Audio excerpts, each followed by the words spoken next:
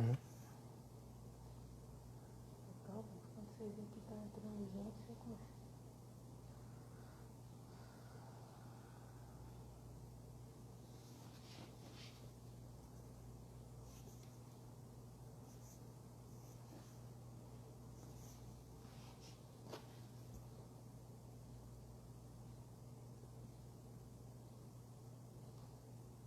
E-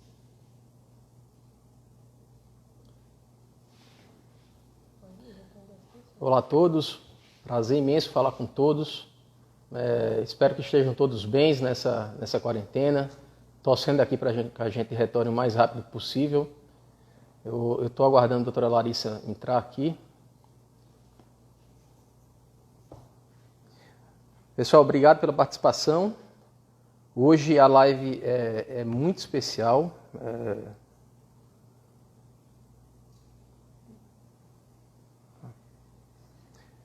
Hoje é uma live muito especial. É um tema muito quente na oncologia. É um tema que está presente diariamente no nosso consultório. A presença da genética médica no dia a dia aqui da nossa equipe de oncologia está mudando a maneira como a gente acompanha esses pacientes. Diane, né? Aqui.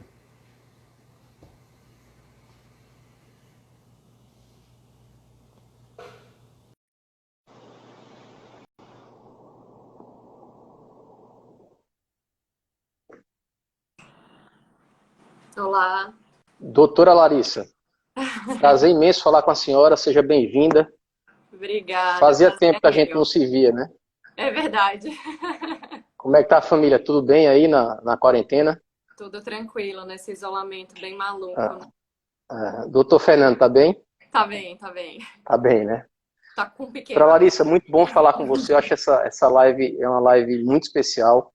Eu vou apresentar, eu vou começar a sua introdução aqui para todos os partícipes. Doutora Larissa, ela é egressa de uma geração que está literalmente causando uma disrupção aqui na área médica, aqui no estado de Alagoas.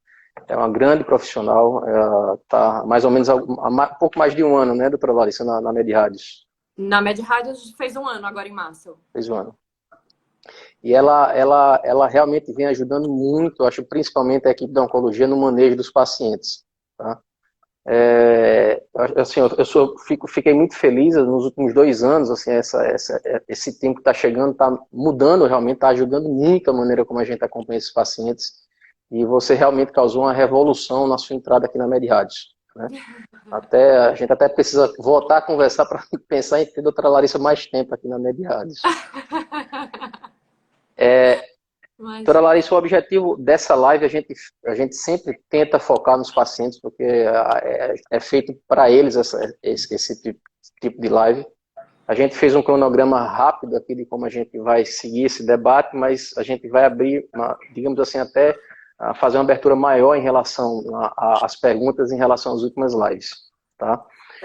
Só para adiantar, a gente, na Medrades, essa semana, a gente realmente entrou de cabeça, né, nessa agenda de live. A gente vai ter lives amanhã e quinta-feira. E eu acho que isso realmente é um fato que outrora seria negativa em relação à pandemia, mas veio realmente para causar uma disrupção na maneira como a gente se comunica com os pacientes. E eu não tenho dúvida disso, que isso será uma rotina, mesmo depois da pandemia, mesmo depois que a vida volta à normalidade. Isso é um dos fatos bons da pandemia. Doutora Larissa, eu vou pedir para você se apresentar, como é que foi a sua formação, como é que você chegou em Maceió. Pode ficar à vontade. Tá bom, então. Eu sou médica, geneticista, né? Então, assim, Uhum, existem geneticistas que não são médicos, a gente tem geneticistas biólogos, biomédicos, mas a minha formação, minha área base é a medicina. Eu fiz faculdade de medicina aqui em Maceió mesmo, na Universidade uhum, Estadual, que atualmente é um CISAL. E depois uhum, eu parti para fazer a residência, a uhum, especialização lá em São Paulo. uhum, Eu fiz a residência eu fiz uma residência básica primeiro, eu fiz uma residência de uhum, pediatria e depois eu me especializei em genética médica, né? Mas dentro da genética médica a gente acaba atuando não só com crianças, mas também com adultos, são diversos os casos. E eu fiz toda a minha formação lá em São Paulo, na USP de São Paulo, uhum, na Universidade de São Paulo.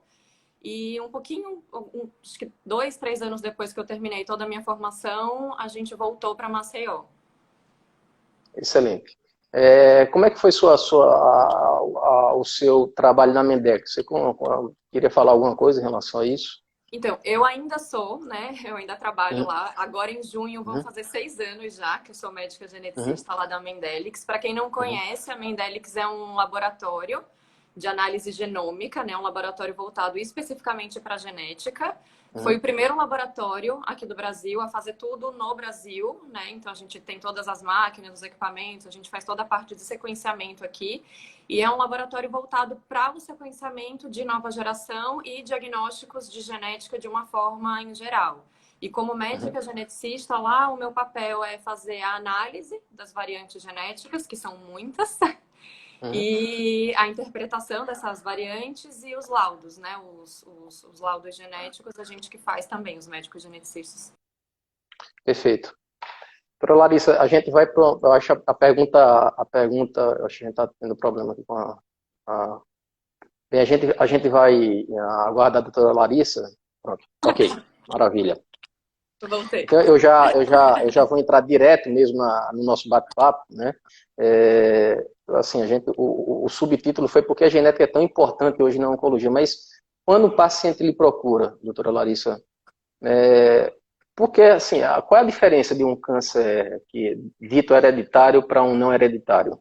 Então, Como é que você aborda isso? uma das coisas que eu sempre costumo explicar para o paciente, né? Eu sempre quero que o paciente entenda muito tudo bem, tudo que eu estou falando, tudo que eu estou explicando. É uma das coisas mais básicas que eu tento explicar para o paciente é que o câncer, ele é uma doença genética por definição, né? Então, assim, para a gente ter aquela célula que perdeu o controle de replicação e que começou a crescer de forma indefinida, a gente precisa que algo de errado aconteça no DNA daquela célula. Na maior parte das vezes, o que vai fazer esse erro no DNA são os fatores ambientais que a gente vai sendo exposto ao longo da vida. E o Rafael sabe até muito melhor do que eu. E apenas numa minoria dos casos, a gente já nasce com uma predisposição hereditária. Então, é mais ou menos como se fosse assim: a gente já nasce com uma facilidade para que aquele erro no nosso DNA aconteça. Então, aquela pessoa vai ter uma facilidade maior para poder desenvolver câncer. E é por isso que a gente vê, às vezes, o câncer acontecendo numa idade mais jovem, ou um mesmo indivíduo tendo 2, 3 tipos de cânceres diferentes, justamente porque Uhum, ele tem aquela predisposição que é hereditária, que já nasceu com ele. É diferente das perfeito. mutações somáticas, né, que a gente fala, que são aquelas mutações que vão aparecendo ao longo da vida, de acordo com a Uhum. nossa exposição ambiental que a gente vai tendo durante a vida inteira. Perfeito. Só para a gente voltar a falar em números, isso corresponde mais ou menos na literatura digamos, entre 10% e 20%, em torno de 15% é a quantidade de casos que a gente, Varia de muito, assim, origem. um número bem básico, assim, que a gente usa geral para todos os cânceres é de 5 a 10%. Uhum, O de mama, que é o que a gente sabe que mais tem um fator hereditário, né, ali presente, os estudos mais recentes mostram que é de uhum, 8 a 10%. Antigamente a gente falava em 15 a 20%, mas uhum. depois a gente viu que a gente não consegue identificar exatamente qual que é aquela mutação. E aí acaba que a estatística diminuiu um pouquinho, hoje em dia a gente fala em 10%, mais ou menos. Perfeito. E é importante a gente voltar só a reafirmar isso, porque como a doutora Larissa falou há pouco aqui, então 10% desses cânceres, eles têm um fundo germinativo, né? Ou seja, são genes herdados dos pais, mutados, que eventualmente em algum ponto ao longo da vida vai deflagrar em alguma dessas células do corpo o nascimento de um câncer. Então Exatamente. 90% desses cânceres, eles têm origem somática, que é decorrente de algum contato ambiental aleatório que esse paciente teve ao longo da vida, seja por infecção crônica, viral, um vírus B ou C, que deflagrou num hepatocarcinoma, no câncer do fígado, seja por uma infecção crônica pelo HPV, que deflagrou um câncer de colo uterino, ou eventualmente até um câncer de cabeça e pescoço, Sim. ou seja, até uma exposição à radiação ultravioleta, que causou uma mutação no gene BRAF, que eventualmente vai deflagrar um melanoma maligno. Tá? Então, é importante a gente, nesse momento, fazer essa distinção. Então, É, 10% dos cânceres são germinativos, são mutações que a gente herda dos pais e em algum ponto da vida essa célula vai se tornar um câncer, e 90% são somáticos. Lembrando que a Doutora gente Lari, está falando de predisposição, né? Diferente perfeito. de outras doenças e de outras condições genéticas na qual a gente tem a mutação, então tem doença, né? Em algumas condições genéticas, a presença da mutação ela é determinante para aquela determinada condição, para aquela determinada síndrome. Quando a gente está falando de câncer, a gente sempre tenta bater no ponto que a gente está falando de uma síndrome de predisposição. Então, às vezes, o paciente chega no consultório e fala, poxa, mas não entendi por que me encaminharam para o geneticista, porque eu não tenho histórico familiar. Meu pai não tem câncer, minha mãe não tem câncer, só que aí é uma mulher que teve um câncer com 30 anos, com 35 anos. Então, o fato de nem o pai nem a mãe terem tido câncer, não exclui que aquilo possa ser hereditário, porque a gente está falando de uma predisposição. Às vezes a gente tem um indivíduo que tem a mutação, passa aquela mutação para a prole, né, para os filhos, só que aquele Perfeito. indivíduo inicial nunca vai desenvolver câncer. O que Perfeito. diferencia um indivíduo do outro, né? Aquele que vai desenvolver daquele que não vai, infelizmente a gente ainda não sabe. Se a gente soubesse, a gente conseguiria, né, evitar... Essa é a pergunta de $1 trilhão, né? Então é bom, é só bom, eu vou votar mais uma vez, eu sempre vou votar aqui para deixar claro isso. Então, isso não significa determinismo, né? O fato de eventualmente os pacientes terem a mutação não significa um determinismo, significa uma probabilidade, né? E eventualmente... Exatamente, a gente está falando de uma síndrome de predisposição, né? Mas qual que vai ser a chance? Vai depender muito de qual é o gene que está mutado. E vai depender muito também de qual é a mutação daquele gene, né? A gente sabe que existem genes que têm um peso maior e um peso menor, né? A gente fala de genes de alto risco, médio risco e baixo risco. E dentro de um gene, por exemplo, de alto risco, a gente sabe que tem aquelas mutações que são mais determinantes e tem umas mutações que são mais leves, né? Que conferem um risco um pouco menor. Então, são muitas variáveis que a gente tem que analisar para poder definir o risco daquela pessoa vir a desenvolver câncer. E é aí que a doutora Larissa entra para ajudar a definir esse planejamento e esse acompanhamento. Eu vi a doutora Carmen entrando aqui, lembre que amanhã vai ter live com ela, live muito interessante. Carmen, um abraço, viu? Eu vi você entrando aqui. Um abraço a todos os colegas oncologistas aí da Mediatis que eu estou vendo. Tá? Larissa, eu vou seguir aqui, só um segundo. Muito bem, então a gente falou sobre essa diferença entre cânceres germinativos e somáticos. Um ponto que muitas pacientes colocam em questionamento de consulta é porque muitos cânceres em mulheres com câncer de mama, eles são diagnosticados numa situação mais precoce aqui no Brasil. Você teria alguma explicação para isso? Sim, a gente vê muito isso no Brasil e nos Estados Unidos, né? Uma grande quantidade de diagnóstico feito numa idade mais precoce. O fator germinativo, ele entra nessa equação? Provavelmente a gente tem um fator germinativo de câncer hereditário implicando nesse diagnóstico precoce, né? Inclusive, o fato de ser um diagnóstico numa idade um pouco mais precoce, né, do que aquela que a gente espera para o diagnóstico, já é um fator que indica investigar se aquele indivíduo tem ou não um câncer hereditário. Então, toda paciente que tem, por exemplo, um câncer de mama, né, que foi o exemplo que você citou, com 30, 35 anos, a gente tem que sempre pensar que aquela paciente pode ter um câncer hereditário e tem que oferecer uma investigação para esse paciente.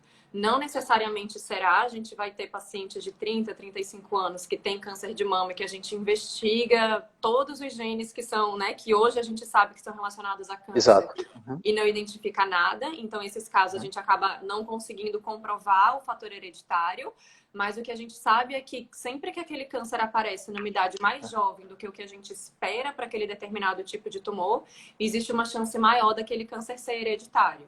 Então, provavelmente, esses casos que a gente tem, né, uma idade mais precoce sendo diagnosticada, existe um fator de hereditariedade um pouco maior nesses casos. Exato. Um exemplo que a gente ilustra bem essa situação, dentro da oncologia, a gente sabe que o diagnóstico, isso é um dado epidemiológico, tanto no Brasil como nos Estados Unidos, a média de diagnóstico dessas pacientes é em torno de 7 anos a menos que na Europa ou na Ásia.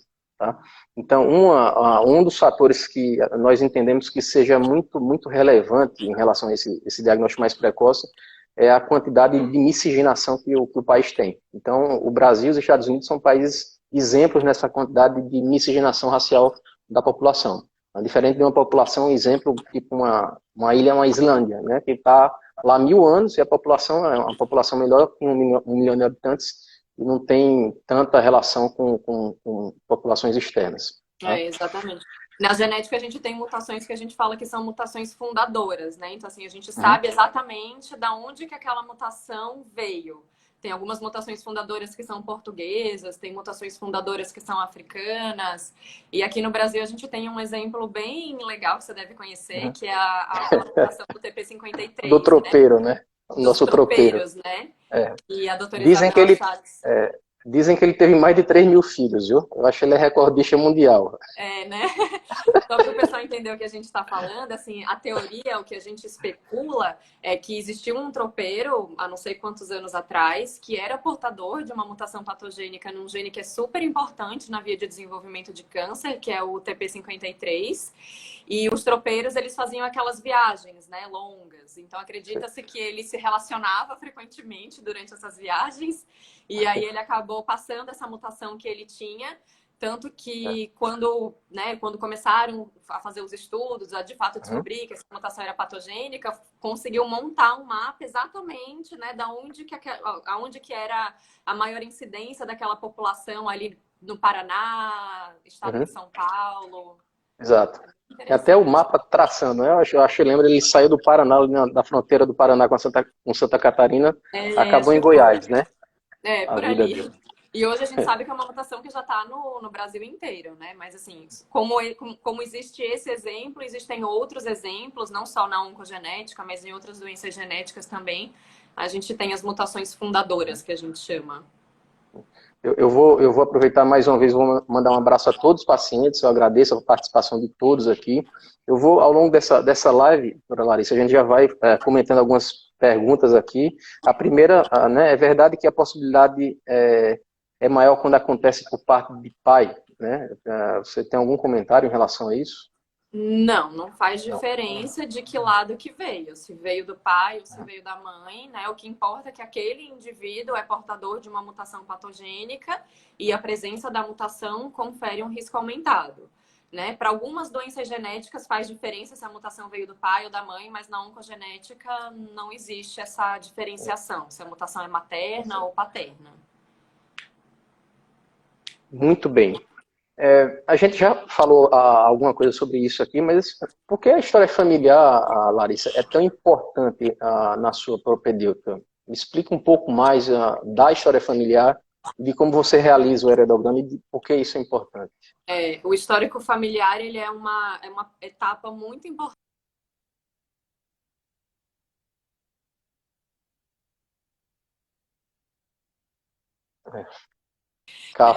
O histórico familiar ele é super importante, ele é uma das etapas mais longas, digamos assim, que mais toma tempo da gente durante a consulta. Por quê? Como a gente está falando de algo que é hereditário, uma das primeiras coisas que a gente precisa tentar entender é se existem outros casos naquela família.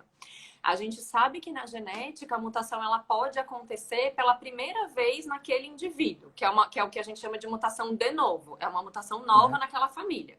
Não veio nem do pai, nem da mãe.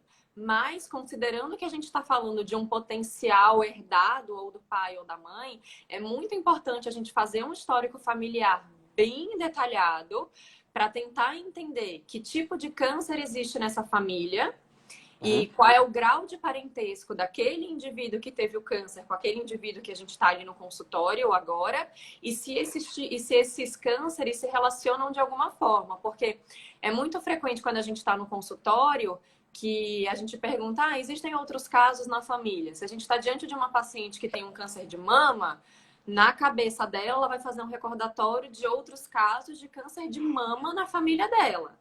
Só que quando a gente está falando de câncer hereditário, a gente sabe que um único gene ele é capaz de causar mutações, né? É capaz de levar a câncer em vários órgãos diferentes. Então, às vezes, realmente não tem nenhuma outra mulher, nenhum outro indivíduo com câncer de mama naquela família. E quando a gente vai ver o histórico, tem caso de câncer de ovário, tem caso de câncer de pâncreas, próstata, que a gente sabe que, né, esses órgãos se relacionam entre si na oncogenética, né? Então, por isso que é tão importante. E a gente sempre tenta fazer, né, o heredograma que a gente fala de 3 gerações, no mínimo, Se a gente vê que tem algo mais para cima ou mais para baixo, né, nas gerações anteriores ou nas gerações posteriores, a gente continua. E mesmo que o paciente insista, não tem caso nenhum na família, é muito frequente. Quando a gente vai perguntando, tá bom, mas seu pai teve quantos irmãos? Meu pai teve 10 irmãos. É verdade, doutora, um irmão do meu pai teve um câncer. Então, assim, quando a gente começa a perguntar ativamente, de caso por caso na família, de indivíduo por indivíduo na família, isso acaba, às vezes, trazendo a memória. Eu não sei psicologicamente explicar o que isso acontece, a Carmen talvez ajude a gente. Mas eu acho que a gente tem duas perguntas que se relacionam aqui, né? A primeira é quando indicado o teste genético, e a segunda de Sérgio, todos devem fazer esse teste, mesmo que não haja histórico familiar. Alguma notícia de evolução no tratamento de câncer com base nas alterações genéticas das células cancerígenas. Sim. Então, é só lembrando daquilo, né? Parte somática, parte germinativa, e vamos focar na germinativa aqui. Exato.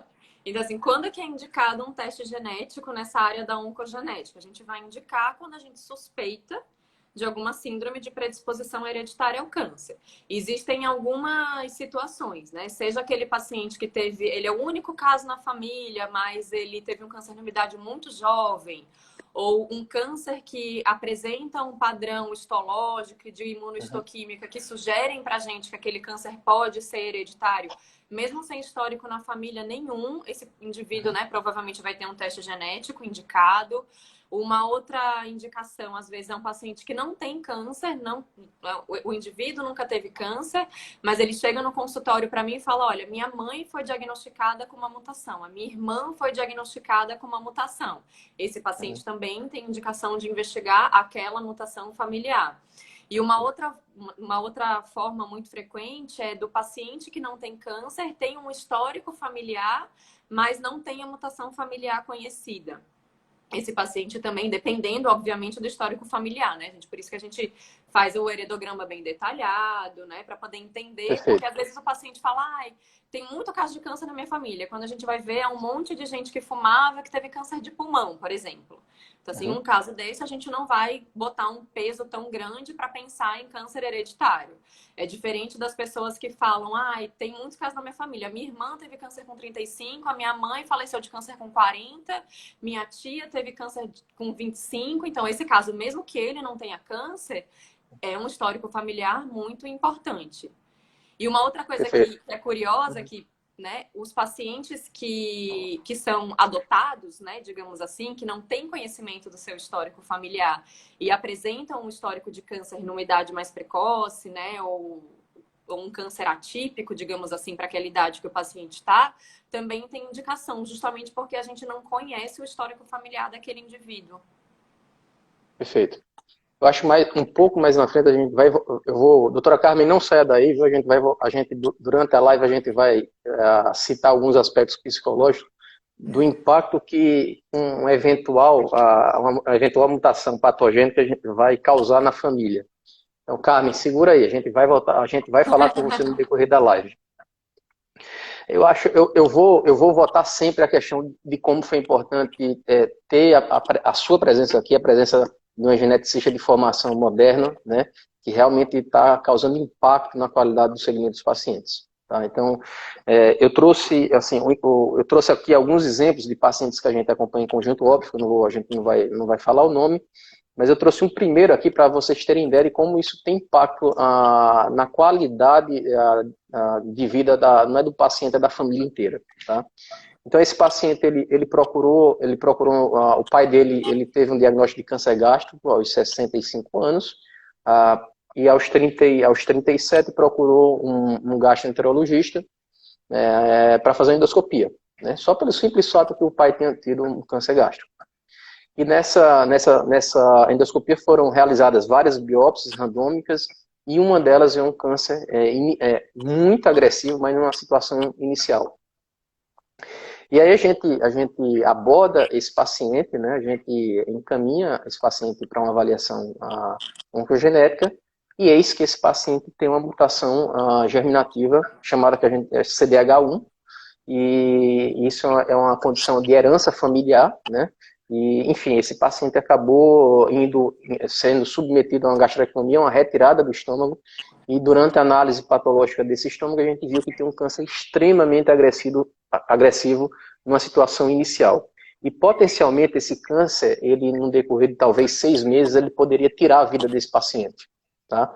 E a partir daí a gente teve que chamar toda a família durante essa triagem a gente descobriu que mais 2 irmãos tinham essa mutação. Esse é um caso ilustrativo, é o primeiro, mas assim que mudou o planejamento familiar e assim acho que salva vidas, né? Está salvando vidas a indicação dessa retirada do estômago. Eu queria que você comentasse sobre esse caso, Larissa, porque eu acho que foi um caso que ilustra muito bem o quanto de impacto que a genética está tendo no acompanhamento desses pacientes. É um caso bem interessante, né? Então, assim, o paciente, que é o caso índice, né? Ele teve o cuidado, a precaução de procurar um atendimento médico por conta do histórico familiar, né, dele. E a gente conseguiu fazer um diagnóstico bem precoce nele, né? Que nem o Rafael falou, né? Se a gente tivesse esperado mais um pouco, se ele tivesse deixado para fazer esse ano, de repente, né? Talvez já tivesse num estado muito mais avançado. E com base no diagnóstico dele, né, no diagnóstico genético dele, a gente conseguiu oferecer investigação para outros familiares, para irmãos dele, para tios dele. É óbvio que nem todos os indivíduos querem fazer, isso é uma coisa, né, que a gente pode até abordar um pouquinho do ponto de vista psicológico.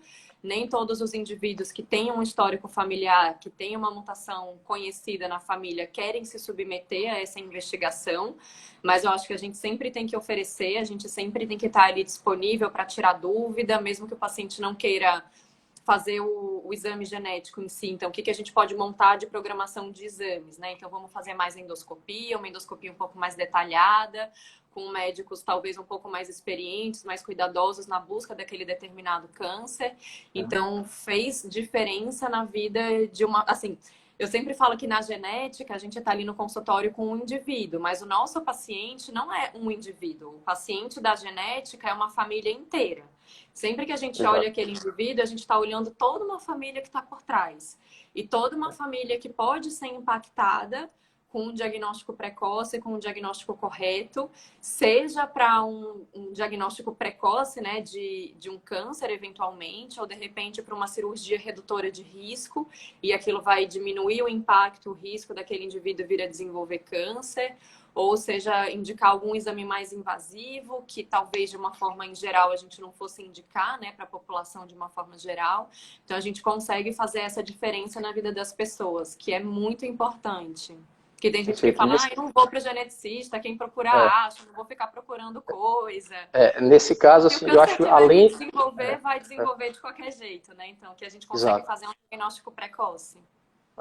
Nesse caso, não apenas planejando, né? Você salva, assim, esse caso a vida foi salva por conta disso, tá? E várias da família estão sendo salvas porque realmente a gente conseguiu identificar esse gene, enfim, essa família foi bem orientada e, enfim, segue sendo orientado todos da família. Um outro caso também é uma paciente que teve uma síndrome de Li-Fraumeni, né? Uma paciente que acompanha aqui também na MedRádios, tratou aqui na MedRádios. Durante a investigação com a doutora Larissa, a gente identificou uma mutação patogênica no gene TP53, que é o guardião um dos guardiões principais do nosso genoma. E aí, em parte, a gente começou a ver porque, assim, a razão dela ter tido 2 cânceres primários, né? O porquê dela ter tido câncer de mama na família também. Eu acho que esse caso se viu não apenas como a gente, assim, ajudou a gente tratar melhor o paciente e seguir agora de maneira muito mais, digamos assim, com muito mais qualidade, com muito mais cuidado dessa paciente e toda a sua família. Com certeza. O TP53, né, para quem não é muito familiarizado com esses termos, ele tem um apelido carinhoso de guardião do genoma. Então, assim, para vocês terem noção de como esse gene é importante, né? E mutações patogênicas nesse gene, eu costumo dizer que pode causar câncer basicamente em qualquer lugar. Onde ele quiser causar câncer, ele vai causar câncer. Então, a gente fazer um diagnóstico de uma síndrome de Li-Fraumeni tem um potencial de prevenção de câncer ou de diagnóstico precoce muito importante. Então, por exemplo, entra no protocolo de quem tem esse diagnóstico de Li-Fraumeni a realização de forma periódica de uma ressonância de corpo inteiro. Quando que numa situação habitual a gente vai indicar uma ressonância de corpo inteiro para um paciente, né? Os pacientes que têm síndrome de Li-Fraumeni precisam fazer uma ressonância de corpo inteiro, que não é uma ressonância tão detalhada, né, do corpo inteiro, é uma ressonância um pouco mais superficial. E se a gente identifica alguma coisa em algum segmento, a gente parte para um exame um pouco mais direcionado, mas a gente tem a possibilidade de fazer um diagnóstico precoce, né, de um determinado tipo de tumor. E até mudar algumas condutas quando a gente consegue fazer aquele diagnóstico precoce em relação ao tratamento do câncer, né? Então, assim, muito se fala de evitar, por exemplo, radioterapia em quem tem, né? O Rafael pode até falar um pouco melhor de tratamento, mas sugere-se, né, que a gente deve evitar a radioterapia quando existe uma obviamente, em pacientes com essa síndrome. Perfeito. Nesse caso, eu acho que ilustra bem, assim, um dado, além de tudo isso, foi um dado complementar que a gente eventualmente poderia usar no sentido de planejar ainda melhor o tratamento oncológico em si dela. Exemplo, ela teve um segundo câncer, né, na mesma mama, por sorte dela, assim, ou por azar, ela já tinha sido irradiada, né? Então, essa informação de Li-Fraumeni, sempre que a gente tem essa informação, nós procuramos evitar irradiar, né, porque a gente sabe que o risco de novos cânceres decorrente dessa radiação no médio prazo é muito alto. Então, a gente sempre tem que pesar uma eventual indicação de radioterapia nesses pacientes que têm a síndrome de Li-Fraumeni.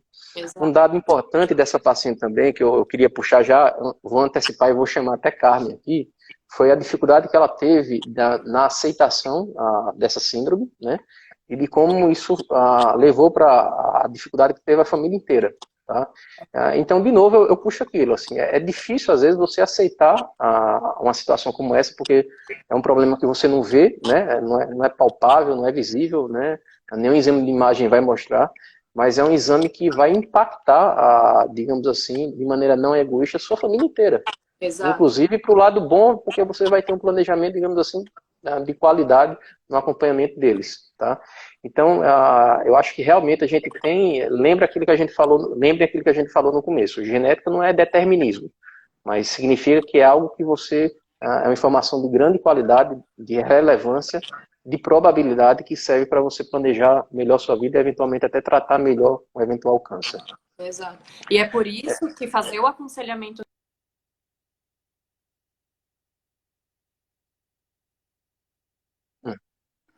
Por isso que fazer o aconselhamento genético pré-teste, né, antes da gente indicar o exame, é tão importante. Assim, eu já tive casos, quem já passou em consulta comigo sabe que sempre antes de fazer o pedido, eu explico tudo, eu tiro todas as dúvidas, eu explico o que é o exame, o que vai ver, o que não vai ver, as possibilidades de resultado, o que a gente vai fazer com cada resultado.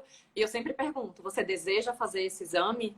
Na maioria das vezes, o paciente que já vai para uma consulta comigo já está um pouco, né, direcionado para fazer, mas não é infrequente a gente ter um paciente que depois de ouvir tudo o que a gente fala, não, doutora, eu não quero fazer.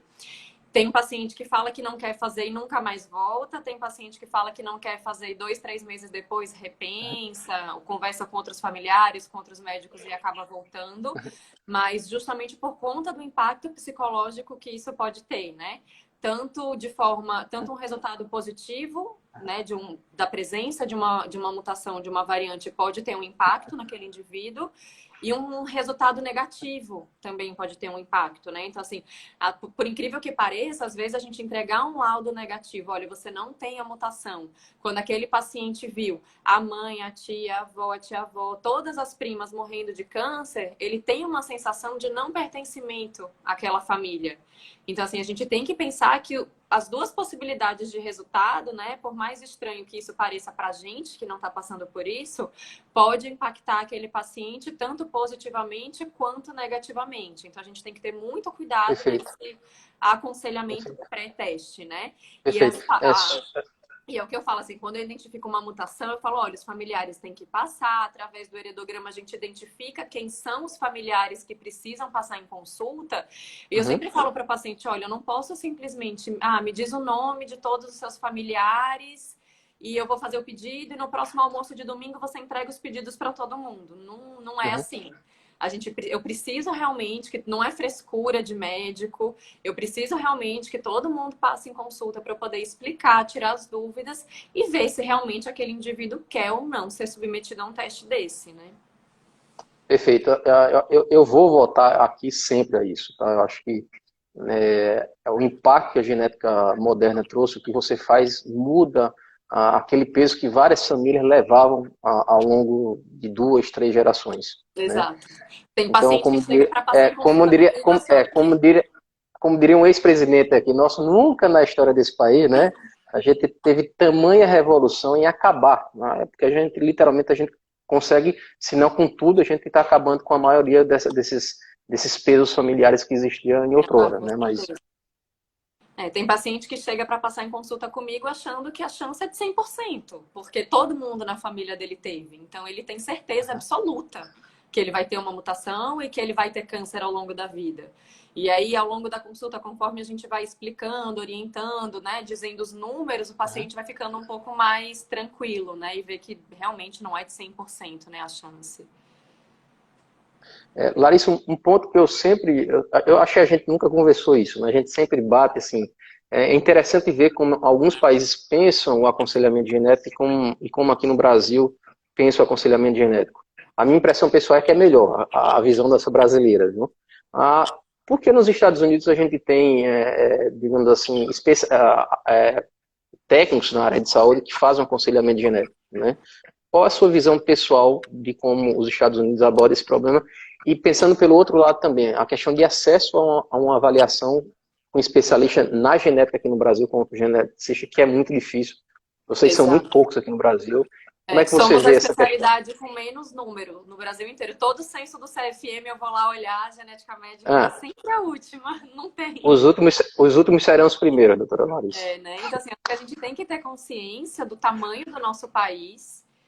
Existem estados no nosso país que não tem nenhum geneticista. Tem estados que a gente consegue ter um, dois, e tem estados como São Paulo, que tem um monte de geneticista. Então, assim, a gente está falando de um país continental, realmente. Eu acho que vai muito da formação de cada indivíduo, né? Você falou, lá nos Estados Unidos tem a formação do aconselhador genético, né? Uma Uhum, profissão à parte. Aqui no Brasil, a gente tem algumas especializações, alguns mestrados de aconselhadores genéticos, que uhum, geralmente é biólogo, biomédico que faz. Mas o que eu acho que é mais importante é o médico ter familiaridade com os exames, com as técnicas, com as possibilidades de resultado, né? Como indicar, o que indicar, para quem indicar o exame. Eu acho que se o profissional tiver uma formação, uma capacitação técnica, né? Ao meu ver pessoal, tá? Tô deixando bem claro que essa é a minha ideia pessoal, não tô falando como classe de uhum, geneticista. uhum. Eu acho que não tem porquê a gente deixar de oferecer um aconselhamento genético simplesmente porque naquele estado não tem ou porque não tem disponível, o paciente não conseguiu passar. Eu sei de excelentes oncologistas de formação que sabem muito a oncogenética. Mas, assim, a gente ainda acaba esbarrando na burocracia, principalmente de convênio, para poder Uhum. autorizar alguns exames, né? Que os convênios ainda exigem que seja solicitado por geneticista. Você já entrou num assunto que a gente ia tocar aqui, abordar, que é o problema do acesso, né? Então, esse é um problema real, né? Como é o acesso a esses exames genéticos, né? Tá. Os convênios hoje, eles estão liberando, o SUS libera esses exames, como é que está funcionando? Tá, eu posso dar o relato da minha experiência, né, da minha prática do dia a dia. Eu só trabalho na rede privada com convênio. Infelizmente, eu não trabalho em nenhum lugar de SUS, porque, enfim, Uhum, não consegui, não tive acesso. Então, do ponto de vista do mundo particular e de convênios, existe uma resolução da ANS, que é de 2018, então, assim, é super recente, que libera e obriga os convênios a realizar testes genéticos em algumas situações específicas. Não é, eu quero fazer porque eu quero saber se eu tenho predisposição, vou passar lá em consulta com a Larissa pedir que o convênio vai autorizar. Não é isso. Existem as diretrizes, né, para determinados tipos de tumor, determinados tipos de gene, e a gente sabe que se preenche aquele pré-requisito, o convênio vai ser obrigado a cobrir. O convênio não vai ter como recorrer, ele vai ser obrigado a cobrir. O que eu já vejo hoje na minha prática é alguns convênios cobrindo até coisas que não são obrigatórias. Então, por exemplo, só para vocês entenderem, o exame de entrada dos convênios é a análise para câncer de mama, tá? Só para a gente poder exemplificar uma coisa mais palpável. O exame de entrada, por exemplo, para eu investigar câncer de mama hereditário, é a análise de BRCA1 e BRCA2, que são os dois principais genes. Só que o que acontece? Como o câncer hereditário é uma coisa muito rara, a chance desse resultado vir negativo é muito grande, porque eu estou falando de o câncer hereditário, ele vai estar presente em 10% da população, né? Então, existe uma chance muito maior desse exame vir negativo do que de vir positivo. Quando a análise de BRCA1 e BRCA2 vem negativa, o convênio ele é obrigado a cobrir um painel um pouco mais ampliado, que eu não sei de cabeça, mas eu acho que deve ter 8 ou 10 genes, quando o primeiro resultado vem negativo. O que eu já tenho conseguido com alguns convênios é fazer logo de cara, como primeiro exame, o painel ampliado. E com alguns convênios, que né, a Ruth até está comentando, né? Alguns convênios eu já consigo fazer de cara o painel ampliado com 40, 45 genes. E isso adianta muito o nosso trabalho, né? Principalmente se a gente está pensando que é um paciente que está dependendo daquele resultado para programar uma quimioterapia, para programar uma cirurgia, para programar, né, o término do seu tratamento oncológico. O exame genético ele é um exame que ele demora mais ou menos uns 30 dias para ficar pronto. Como o Rafael já falou, né? Nós geneticistas somos muito poucos no Brasil, então às vezes o paciente fica 30 dias esperando o resultado de um exame, depois fica mais 30 dias esperando para conseguir passar em consulta, para eu ver que aquele resultado é negativo e precisar pedir um outro. Então, com isso, o paciente já perdeu muito tempo, né? E na oncologia, tempo é tudo. Tempo salva vidas. Então, alguns convênios já têm esse entendimento, inclusive de fazer o exame para pacientes que não preenchem os critérios do rol. Porque, assim, tem alguns limites de corte. Paciente que teve câncer com menos de 35 anos. Aí, o paciente teve com 36, por exemplo.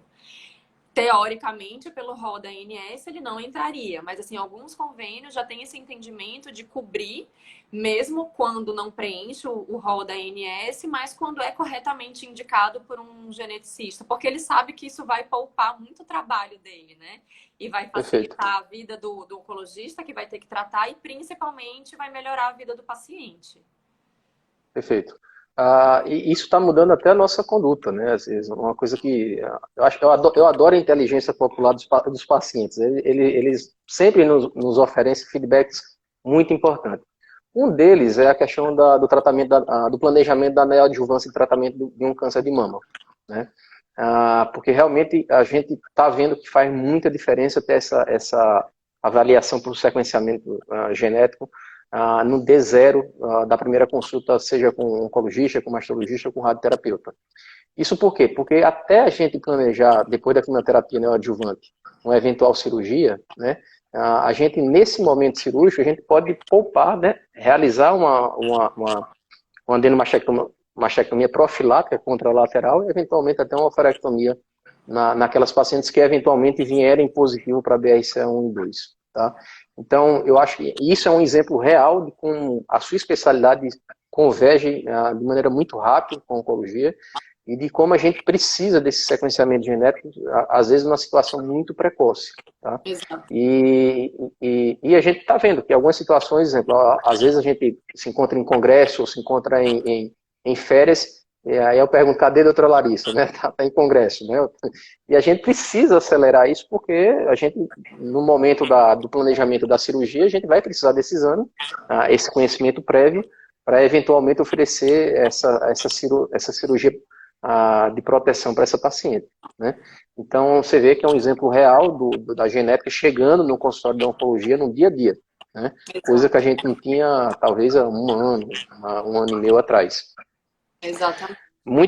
Então, esse é um caso real de como a gente consegue poupar tempo cirúrgico, poupar risco anestésico, entendeu? Um exame fazendo isso, né? Isso quando a gente Muito consegue bem, fazer a tempo, né? isso. Mas é isso que eu estou comentando aqui. Às vezes a gente já nota alguns colegas mastologistas apressando, pedindo esse exame, né? Nós mesmos, em algumas situações de gravidade clínica dos pacientes, a gente solicita precocemente, às vezes quando a gente não consegue falar com você, né? Exato. Porque às vezes a gente está em congresso, está em férias e essa comunicação fica um pouco mais difícil, tá?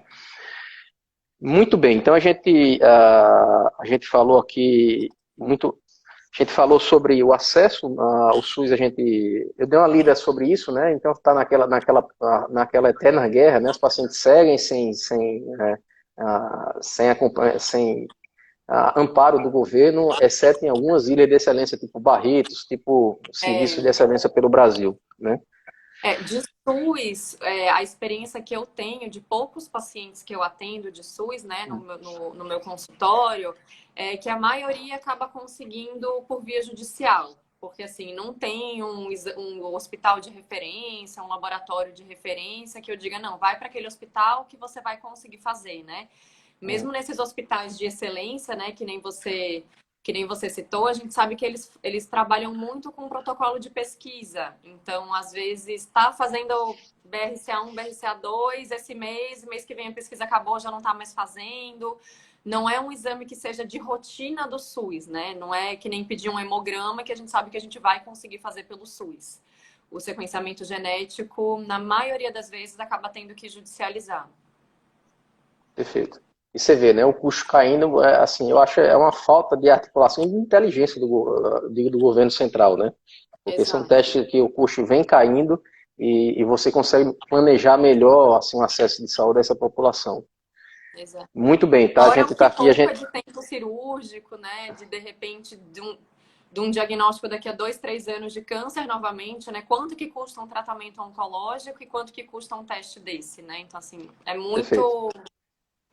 Eu ia entrar agora nas variantes de significado indeterminado, mas eu vou deixar isso para o finalzinho, porque a gente caminha para o encerramento da live.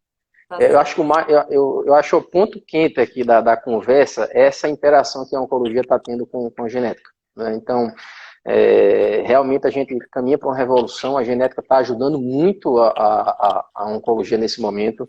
E você vê, esse conhecimento germinativo que a gente tinha até então servia muito para planejamento, servia para abrandar o risco futuro desses pacientes, mas agora, pela primeira vez, a gente está usando esse conhecimento germinativo para planejamento terapêutico na oncologia, né? Então, com o advento da classe nova terapêutica dos inibidores de PARP, a gente consegue agora quebrar esse defeito, né, que a gente tem nessas mutações patogênicas da recombinação homóloga, não apenas com BRCA1, BRCA2, mas digamos assim, toda a orquestra da recombinação homóloga, né?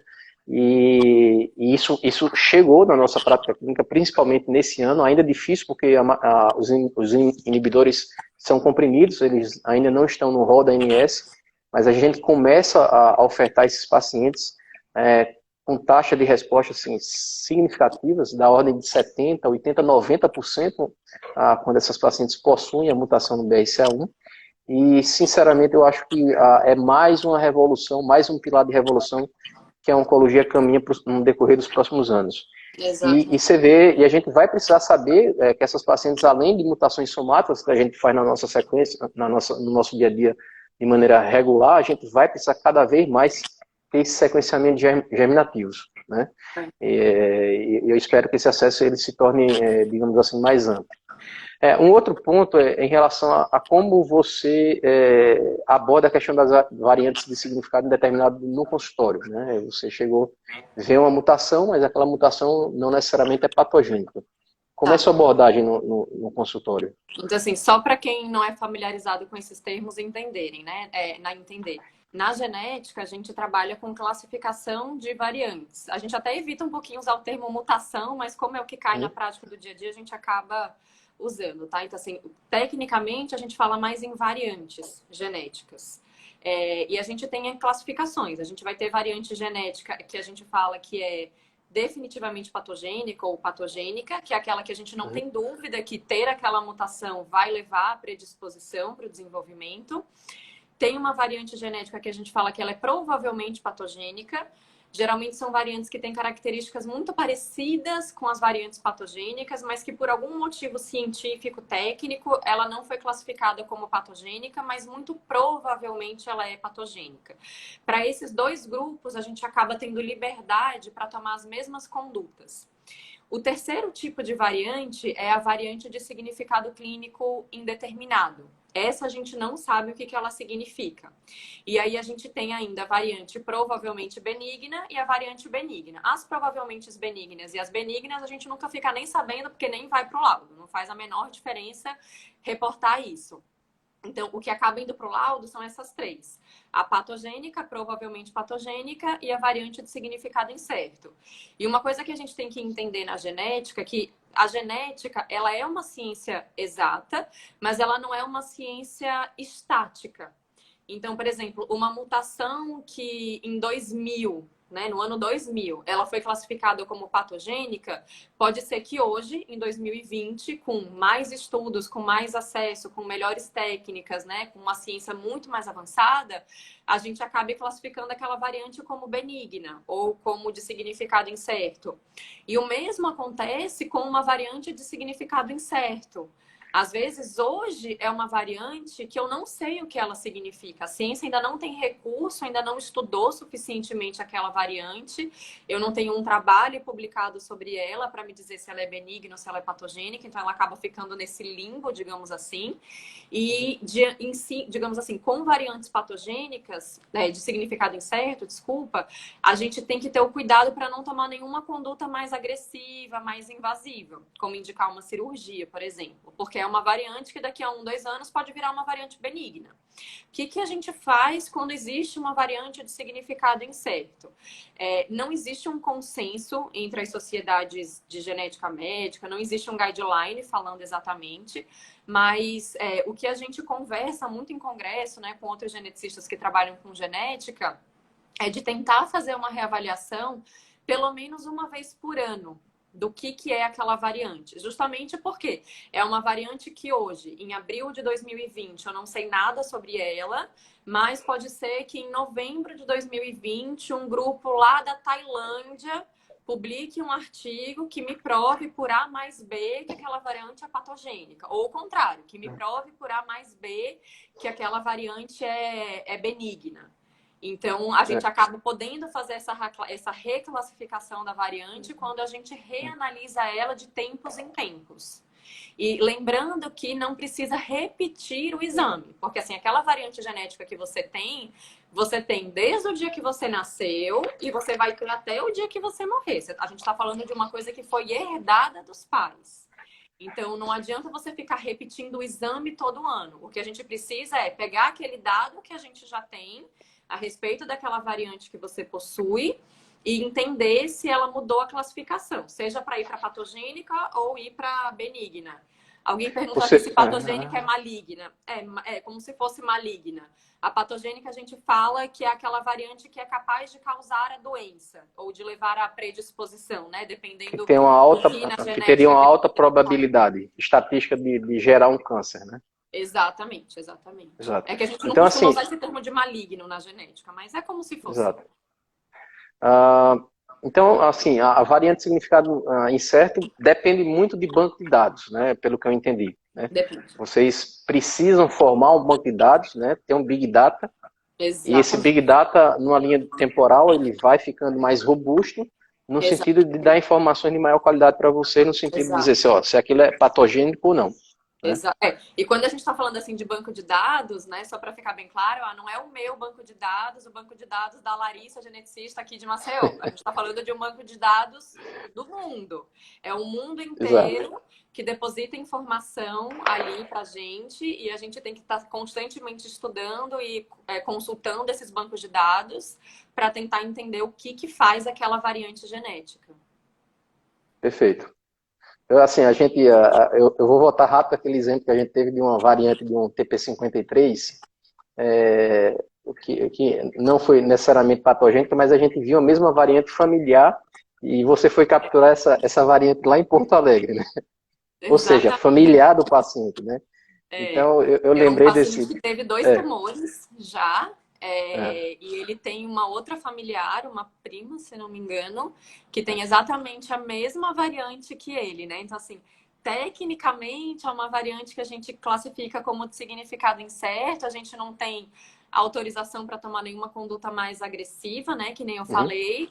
Mas eu até conversei assim com a família. É uma variante que a gente guarda aqui na manga e a gente não vai esquecer dela, apesar dela ser variante de significado exato, incerto, né? exato. Porque muito provavelmente ela vai ser É. patogênica.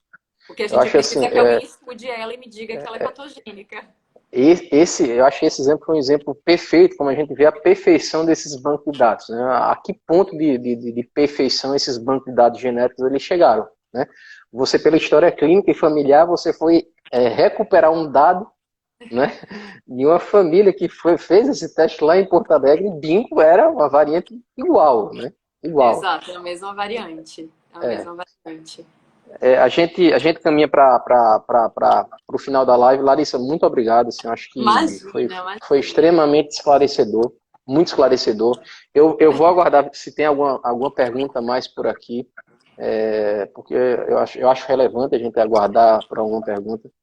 Mas assim, eu Eu tô, estou eu sempre à tô muito. disposição para tirar dúvidas. Assim, eu amo falar sobre genética, adoro conversar sobre isso. Uhum, É um assunto que eu sei que não é do dia a dia, né? Da maioria dos uhum, médicos, imagina da população em geral. Então, eu uhum. sempre gosto de tentar trazer esse assunto que é tão técnico, tão difícil, para a linguagem popular de quem não é dessa área, né? Até na própria consulta, às vezes eu até desenho, eu falo, não, você tem que entender o que eu estou falando. É. E eu sempre falo para os pacientes, não genética não é determinismo, não é. Significa informação de muita qualidade, relevante, que vai ajudar você a fazer um planejamento melhor do seu segmento ou eventualmente até do seu tratamento oncológico. Tá? Exatamente. Bem, assim, mais uma vez, assim, como eu falei no começo, eu acho que teve aspectos muito positivos dessa pandemia. Eu acho que esse é um deles. A gente vai tentar realmente ser muito mais regular. A gente está sendo muito mais regular aqui em relação à live. Eu vou lembrar das lives de amanhã. A live de doutora Carmen vai dar um show sobre buscando o equilíbrio emocional em tempo de pandemia, né? Eu acho que ela pode até falar desses aspectos genéticos. E quinta-feira, com Cíntia, como manter a alimentação equilibrada em tempos de quarentena. Então, todas as lives às 3, às 16 horas. Tá? Não percam, eu acho, mais uma vez eu vou reforçar aqui, e até ouso dizer que depois da pandemia a gente vai mudar alguns hábitos, e eu acho que esse hábito de fazer live vai ser, digamos assim, regular aqui. Mais uma vez, Larissa, muito obrigado. Tá? Muito obrigado pela Eu que agradeço paciência. pelo convite e pelo espaço de poder falar um pouquinho sobre genética. Combinado. E a gente tá à disposição aqui na Med Rádios, vai ser um prazer, a gente está sempre à disposição. Nesse momento de pandemia, algumas especialidades não estão atendendo, mas eu acho que muito, muito rapidamente, eu acho que no decorrer das próximas semanas, está todo mundo aqui de volta. Obrigado a todos Assim e espero. até a próxima. Tchau, tchau. Tchau.